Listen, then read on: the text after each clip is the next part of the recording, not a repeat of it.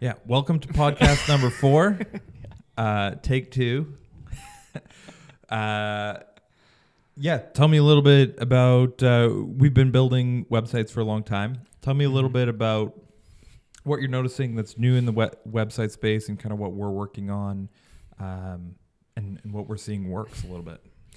Yeah, so what's interesting to me lately, what we've been doing is like landing pages for clients, and even within their regular website, rebuilding their pages, certain pages, services pages, to be like a landing page. So it's more just direct call to action, like that page serves a direct purpose and you're trying to get something out of your customers from it. Like in terms of, hey, this page should kind of be the salesman for the product. Yeah. It should tell the features and that kind of thing. Yeah. Trying to convert people landing on site into leads and customers and actually driving pipeline, right? Yeah. So, my question is, maybe we can talk about that's a good thing to have on your site. When do we want to do it that way? When do we want to have a regular classic, this is your website page, giving you all the info? Like, you obviously still want to have call to actions that are available for your users, but you're also wanting to have easy access to all the other info on your site. Yeah, so that's a phenomenal question. So we talk about building out sites to be the showroom for people. So you really got to do all the steps of what a showroom is on a basic website, right? So you land on the homepage, boom. We want to be showing you what we do, how we do it, how it's beautiful. You scroll down the page. Here's our story. This is our product. This is our features. You do the call to actions. You say, this is where I'm going to add value to the customer. And then you have all this additional information that people can go out and grab. So you might have a services page that lists your services, or a shop page that has all your for sale products. You might have a contact page because people might need to reach out to get more information, or however that lands. When it comes to a landing page, it's a little bit of a different story because people aren't coming necessarily from, hey, I'm searching for a product and I want to find something. Sometimes what it is, hey, I've been on social media. I searched something up on Google. I already have an idea of exactly what I'm looking for. Well, then maybe it's not as important to say, here's all the things we do maybe it's important to say, hey, we do that thing that you're looking for. Mm-hmm. And here's all the information about that thing. So landing page basically acts as the website for that specific service. So in the case of us, we would have a landing page for website building. We run an ad specifically targeted around website building. You don't need to know about our advertising. You don't need to know about the marketing management we do or the social media management we do. What you would want to know is, what is all the stuff around websites? So we clear out all the extra stuff and we just talk about websites on that landing page. You could do that with anything, really, but that would be the difference. For a landing page, people are coming for that specific thing. And for a website, you want to give them all the information that they can kind of discover and learn about who you are as a company and the whole 9 yards. Mm-hmm. Yeah. I was going to follow that up with a question that I've already forgotten. That makes sense. Mm-hmm. That's how that goes sometimes. Yeah. We've built a bunch of landing pages. What has been your experience with like the flow of a landing page? What are you trying to bring to mind for a customer? Well, there is a kind of a formula that we've used that I am not remembering exactly what it is. I bet you know what it is. Basically, there's your main title, what it is, and there's going to be a call to action right there, and there's going to be social proof, and the other thing that I'm not remembering. And basically between each of those, there's a call here or click to get a quote, that kind of thing, right? Yeah. So you're staggering call to actions throughout the page so that at any given time, there's one on the page. Mm-hmm. So if all of a sudden the thing that you've just seen has given you enough information, you can kind of take that next step. But yeah, like social proof, you have the key features. You might have, if it's a service, you might have how is that service delivered. If it's a product, you'd have what are the features of that product. Mm-hmm. Yeah, the benefits of What are the benefits of doing it this way or getting this from us? Absolutely. And that's kind of the pitch is here's the value add. Sometimes people like to know more than just the value add. If you come to me and you say, hey, I need you to build me a website. Sometimes what matters to you is actually how quick can we build that website for you? Mm-hmm. And so we might drop that in there. Or what might matter to you is, hey, do you build websites for people in this industry? And so we might drop in some industry stuff. Mm-hmm. Now, that's less important for the website side of things, but it's really important, for example, if you're like working with trades, hey, do you work in commercial or do you not work in commercial? Because you might need certain, like maybe you need to qualify or you have to have training on your team or safety or whatever it could be. You might want to qualify yourself and say, hey, we can do this type of thing. This is how we do it, and kind of explain that to a potential customer. Mm-hmm. Yeah. And then, and social proof for someone like me who might not know what that means is basically testimonials and what's essentially testimonials, right? What's another example of like reviews, proof? Testimonials, videos. Yeah. Yeah. Past customers that have had a good experience. Social proof is kind of an interesting piece because when you're talking about social proof, you're actually trying to hack a piece of marketing. And what that is people do what their friends do. So if I am sitting around a bonfire and my guys are like, hey, this is the best place. I just went here for dinner with my wife. It's awesome. You better believe I'm going to go check that place out with my wife. How can you get that same feeling without already having people out there doing that for you? Well, you can collect people's good intentions and good feelings about your brand or your product, and you can share those with a customer who's not sure. It's not as good as your best friend saying, hey, you got to go check this place out. It's a referral. Mm-hmm. But it acts as an in-between. It is the social proof. It's saying, actually, all these other people that you may or may not know have had a really good experience with us. You would probably also have a good experience. That's what you're telling someone psychologically. Mm-hmm. You could do that through video. You could do it through Google reviews or whatever. It's verified reviews are better than non-verified ones. So like Google is really good in that sense because you have to have a Google account. It's not just a random robot. It's connected to all your other reviews, right? Mm-hmm. So yeah, there's different ways to do it, but that's what the social proof piece is all about. Yeah. Yeah. And you can have, so Google review embedded on your site that would theoretically, that should be better than having you just have a picture of a guy that past customer, you put the thing right on your page. You could put anything on there, I guess. Does it actually play out that way in real life? Because I know when I'm looking at a site and I see these testimonials, I'm not sure I think that hard about whether or not, I don't know if I'm cynical enough maybe that I'm reading that and thinking, well, this could be anything, or you know what I mean? Well, it probably depends on how important the purchase is to some degree. Yeah. On Amazon, a written review is usually good enough. But we know, like, if someone's got a picture of the thing in their house, you're looking at that review a little bit more. Yeah. Right? So picture makes a difference. If you have a video testimonial, if someone's there talking about, hey, this was my experience, even better yet, right? So the more legitimate you can make that feel, there's a lot of bigger companies that will expressly go out and film a testimonial video with a good customer because they know that on the flip side, they'll probably get more jobs out of it. Yeah. All right.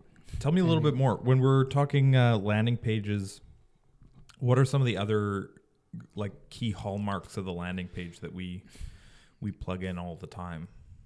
A big thing would be a get a quote form, contact us form, call us now, the call button, have the call button. You can have a call button that works on mobile so that they could just tap on it in the calls. And then on the desktop version, then you'll have just the phone number, call us, or click here and then give you the pop-up form to send the message or have it skip down to the big form at the bottom or however you want to do it there. Yeah. But often that form is on page. Yeah. You don't want someone traveling around to find this thing. Yeah, that's right. You want to make sure they're staying on the page. You remove actually other links to other places. Yeah. So you're heading header changes, your menu changes. Hey, do we want to have the services? Do we want to have them go look around? Actually, it's really important. We know they came for this specific service. Mm-hmm. Let's not have those links. Maybe have them in the footer, so if they really want to go and look for more, they can. Yeah. But let's actually remove some of those outbound links and just bring people to, hey, this is our product, this is our service. Come down to the bottom, fill out the form, get the information. Or if it's a product you can buy online, it's just buy now. Yeah. Yeah, I think that's really an important piece. Another piece that's important when you're talking about like a regular website is people think of websites as like a static thing. And sometimes it matters. You go back in and you say, okay, well, maybe some of these features, maybe some of the way that we explain this isn't as good. And so you take some of the stuff from a fancy landing page and you apply it to your regular home page or the site that would be regularly the page that would be regularly accessible on your website. Mm-hmm. Because you want them to see some of that same information. What it also helps with is SEO oftentimes, because what you're doing is you're pitching people on exactly that product, exactly that service. And so the more information you put down, the more you're giving Google to say, hey, index this way. We want to show up for all these different things in terms of the value add. If someone's searching for, I need this value add instead of this particular product, you might still show up for it, right? So there's a couple of things where you can get some value out of building a landing page in that it shows you what you should put on your regular page. Mm-hmm. Yeah. We should talk about SEO. Sure. Because everybody has questions about SEO. Everybody wants to improve their SEO. Most people don't want to do all the work that's involved. Yes. Or even know where to start. So we should let's talk about all the easy things that you can do for SEO that everybody can do and should do, and there isn't really any excuse. Like fresh content. Yeah. Fresh, like regular content. And that would be probably the biggest one, right? The easiest thing for people to do, I'd say the number one thing is, how is your site formatted? Okay. You need to have the very first thing you need to have is a site title. If you don't have a site title, that is the number one thing you will rank for. Your website will rank for its site title. After that, if your pages have improper structure, it's going to be hard for Google to index it. So the very first thing at the top is your heading. That needs to be an H1 tag. If you have that as an H2 or an H3, it doesn't have as much weight on the site as an H1 does. So your very top thing needs to be something people will search, and it needs to be wrapped in an H1 text. And after that, you want to be using H2 tags, H3 tags, and paragraph tags. Google indexes them all differently. However, if you have more than one H1, it actually diminishes the value of it, and you don't get the same results. So you have one H1, and then you have H2, H3, all the way down to H6 that Google will index. And then the paragraph text. All of it needs to be structured appropriately for each page. That's the first thing. The second thing that you need to do is what you just said. You have to have good content, and you have to update that content on a semi-regular basis. If it's the same thing it was a long time ago, other people are updating their content to be more search relevant, and they will just outrank you eventually. Is there a good rule of thumb for how often you want to have new content? Does it change depending on industry, what your competitors are doing, I suppose? Yeah, so it changes depending on industry to some degree. There is a rule of thumb that's kind of a thing that SEO people talk about. So if you have blogs or articles, you want to be updating those on a quarterly basis. So I might have a new blog every month, but we might want to go back and update a blog that performs well or remove one that doesn't perform well kind of on a quarterly basis. You do an audit and you say, okay, these ones do really well. Can we make them do even better? These ones didn't do very well. Should we unpublish them? Should they not be part of our SEO package? Okay. Yeah. And you know what? That's one of the things that people are stressed out about often is, hey, I need to update my website because it's got old information. You can do updates to a newsletter, or you can do updates to your blog or your articles that does count. That builds towards the domain authority of your URL. Okay. Yeah, because that's always a pain point, is like, how am I going to create new content? Because if you're managing your own website, you're a smaller business, you often don't want to spend that time to be creating articles out of nothing when it's not top of mind day to day. So yeah. And it's a bit of a time sink is the biggest thing. Mm-hmm. I think most people now are turning to some of these tools like ChatGPT and Google Gemini and figuring out a way to make it write something that doesn't sound ridiculous, or then maybe even editing it to make it not look like AI. But you're right. It is a bit of a time sink.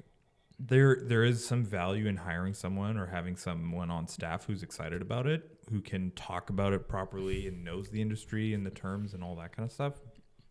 But yeah, sometimes it's worth going out and hiring an agency to just say, hey, I need new content once a month. Whatever that's going to be in terms of price might depend on if you need it to be like really specific to the industry. They might have to go out and hire a writer or something, right? So pricing kind of differs. Yeah.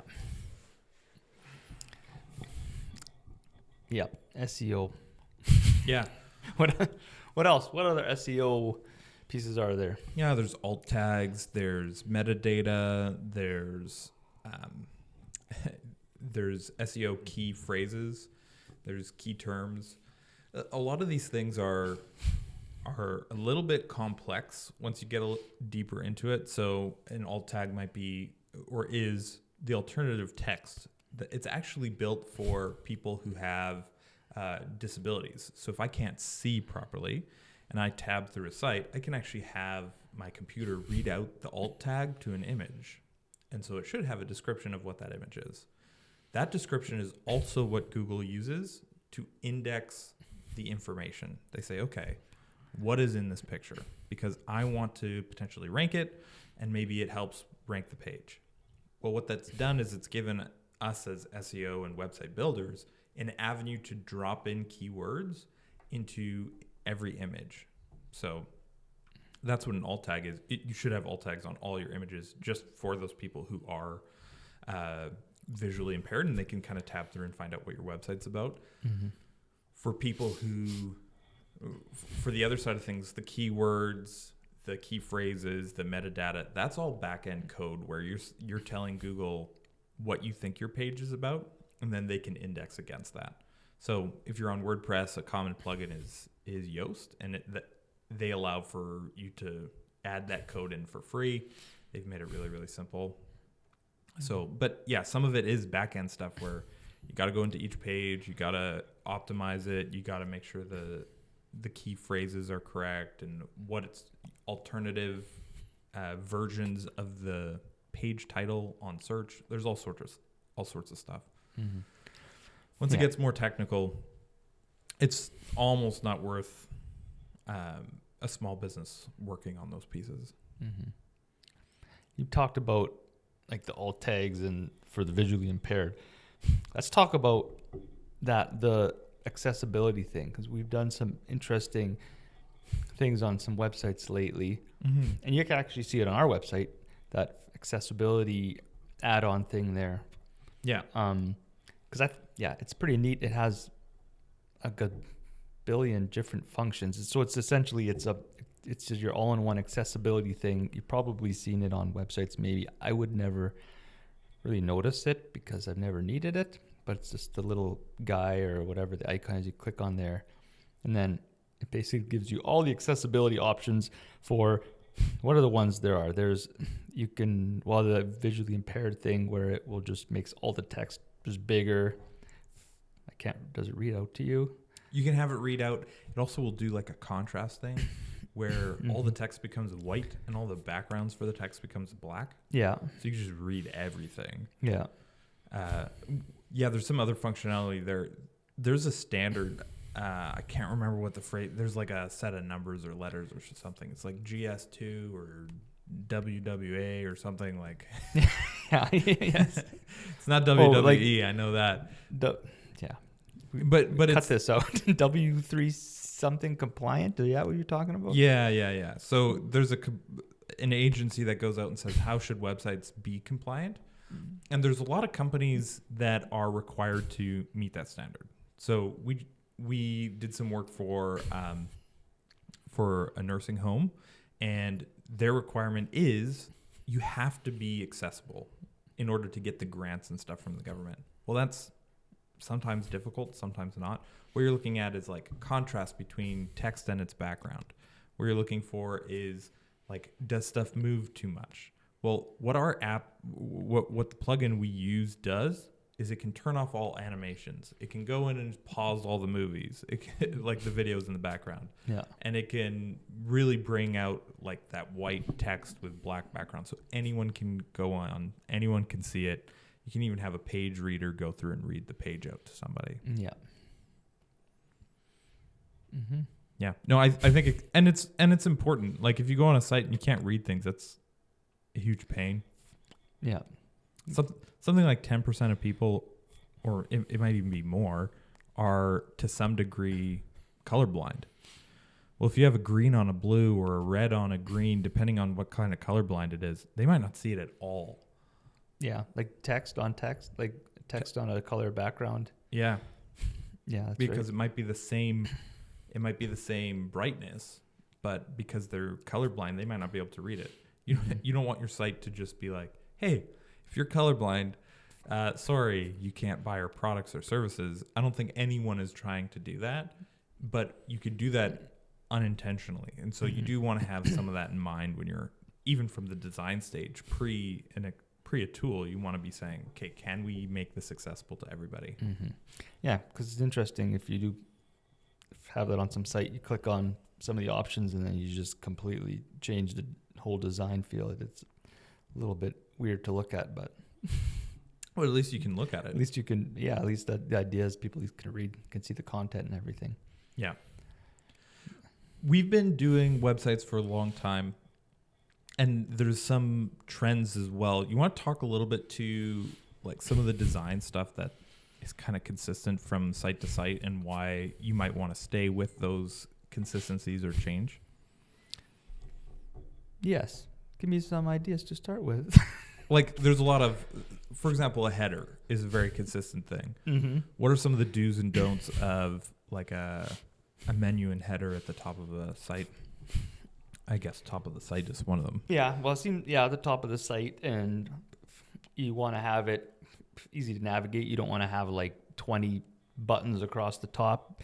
You want to utilize the drop downs so it's all laid out properly in a way that makes sense and makes sense to a user, that they will, you don't want to hide something underneath. So just the way that's laid out. You want to have, mobile version is very important. Have your mobile menu, the little, pretty much always the same kind of mobile menu, the little sandwich icon you tap on and then opens everything up. I love that you call it sandwich when everyone else calls it a hamburger menu. Did I just make up a new term? No, I think you've done that for a long time, and I think it's hilarious. It's great. That's a sandwich. It's a sandwich. It's the Solis Sphere trademarked sandwich mobile icon or mobile menu. Yeah, it's a special twist on the regular one. We should go on our site and switch ours to have like a dripping piece of cheese or like ham coming out of it. Yeah. A toothpick with an olive in it on top, just to drive home that's a sandwich. This is a sandwich, not a hamburger. Well, it looks more like a sandwich. It's flat, right? Yeah, but people call it a hamburger menu for some reason. Sandwich menu. It's kind of like, I think I used to do this when I was younger, talking about, and this is an older reference, the rabbit ears antennas on TVs? Yes. Would call it bunny ears before I would catch myself all the time. It's kind of like when a grown man is like referencing his stomach, except he calls it like a tummy because he's been around his kids too much. It's like, all right, right in the tummy. Or the bunny ears, the rabbit ears. Yes, yeah. That's funny. That's funny. I like that you called it a sandwich menu. I'd like you to continue to do that. I'll try to remember that. Yeah. Well, it shouldn't be hard because that's what I do. Yeah, that's your natural. Yeah, so and some of the other conventions, like the logo top left-hand corner, people are just used to it being there. So if you land on a site and it's like, okay, what is this site? You look in the top left-hand corner. That's where you look. So there is some trends that way where you want to meet those trends. There's other ones where they've done research on how people eye tracking research on how people read sites. And there's two primary ways that people read sites, and that's the F view and the Z view. And the F view is basically you start at the top left, you move over to the top right, and then you come down a little bit and you read what's on the kind of middle left, and then you move to the middle right, but usually maybe you'll get a little less far. And then as you scroll down the page, you continue to look at the headers on the top left-hand side, skipping basically everything on the right. So you have these two, okay, let's check these things, and then you just keep going down. So that would be the case of someone who's trying to skim a page and find out if the information they're looking for is on there. The Z view is someone who's trying to really get all the information from a page. So they start top left, they come over to the top right, then they come to the bottom left, and then to the bottom right, and then they keep doing that all the way across. But what that tells you is you should be kind of putting your site together in such a way that you can read it that way.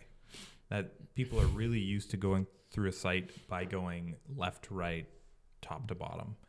And you don't necessarily, it's sometimes jarring if you have an image on the left-hand side and your text on the right-hand side right at the top of a website because, okay, wait, where am I starting? Right. So it actually does jar people a little bit when you do that because there's been this convention in a way that people have designed sites for such a long time. Like they read it like a book. Yes, they do. Makes sense. I guess it does make sense in that way. And then footers too, right? Like footers, there is a consistency piece there too.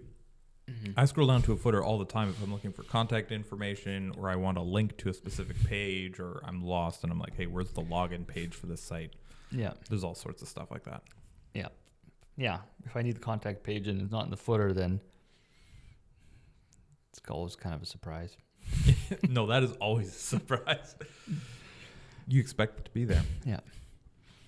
Yeah. Which makes you wonder, why do we have contact pages? I guess basically they are there to hold the form and the map. Yes. Which you can also put in the footer. Because I noticed sites, the footers are just getting bigger and bigger. Yeah. Well, and that's one of those conventions that is like people expect it, but to some degree it is changing. People are using more forms and more pop-ups and stuff to kind of control the contact side of things. I still think the contact page is probably on 80% of sites, so it's worth doing because people expect it and people are looking for it. But at the end of the day, I think that convention is changing and people are putting more stuff in the footer. And then we're talking mostly from a desktop perspective, but fact is, what is the percentage of people are actually looking at a website on mobile? It depends on industry, but it's almost always over half. Yeah. So that's at least as important, probably more so, or because I don't know where are the trends the same? Are they going more mobile? Is it kind of plateaued? I think it's plateaued a little bit. What you'll find is that the industries that were quickly adopting phones, they've kind of leveled out. Some of these business specific products and services, those are moving more and more over to phone, and there's kind of a late resurgence of people on, like from a business side, starting to use their phones to do a lot of the stuff. But I do think if you're selling a B2B product or service, it is still valuable to have a really, really good desktop view because on the B2B side, I think it is still closer to a 70-30 split. Oh, okay. Yeah. And yeah, the mobile's growing. People are doing business from their phones more and more, but there is really a instaunched piece where the business people are still on computers. Yeah, people are still sitting at a desk on a laptop, on a computer. Yeah. They might have their computer there and then their phone here. There are people who absolutely do that. I know for me, I have to now because of all the two-factor authentication stuff that pops up. They're like, hey, open up your device. So you have to have it there anyway. So I mean, does people have they're sitting in front of their computer and they're working on their phone? I think it happens. Okay. I wouldn't be able to do that. or I wouldn't want to. You would be so distracted. You know, and I guess older and older generations too, they need bigger screens to see bigger text. You're the one with glasses. Hey, I have glasses, but you are older than me, so yes. I think that's fair. Cool. Well, I think that's good for today's podcast. Thanks for joining me, and thanks for joining us from home and wherever you're joining us from. Hopefully this information is helpful to you guys, and you can use it for choosing your next vendor.